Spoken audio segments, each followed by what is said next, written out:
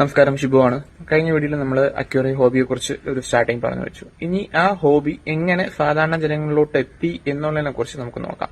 Aquarium hobby പ്രാചീനകാലം മുതൽ അല്ലെങ്കിൽ വർഷങ്ങൾക്ക് മുമ്പ് തന്നെ മനുഷ്യർ സെൽഫ് സഫീഷ്യന്റ് ആയി പിന്നെ, അതായത് അവരുടെ ബേസിക് ആയിട്ടുള്ള നീഡ്നെസ് എല്ലാം കഴിഞ്ഞ ശേഷം അവർ റിലാക്സേഷന് വേണ്ടി, മീൻസ് അവർക്ക് ഒരു എന്താ പറയാ മാനസിക ഉല്ലാസത്തിന് വേണ്ടി വലിയ കുടുംബങ്ങളിൽ അല്ലെങ്കിൽ രാജകുടുംബങ്ങളിലും ബാക്കിയുള്ള എല്ലാം അവരുടെ പൂന്തോട്ടങ്ങളിലും ബാക്കിയെല്ലാം കൃത്യമായിട്ട് കുളങ്ങളും ബാക്കിയുള്ള കാര്യങ്ങളും കല്ലുകൊണ്ടോ ബാക്കിയൊക്കെ നിർമ്മിച്ച് അലങ്കാര മത്സ്യങ്ങളെ കൊണ്ടുവന്ന് അതിൽ വളർത്തി അവർക്ക് ഒരു ഫ്രീ ടൈമിലൊക്കെ കണ്ട് അല്ലെങ്കിൽ ഫീഡ് ചെയ്ത് അവർക്ക് റിലാക്സേഷന് വേണ്ടിയിട്ടാണ് ചെയ്തിരുന്നത്.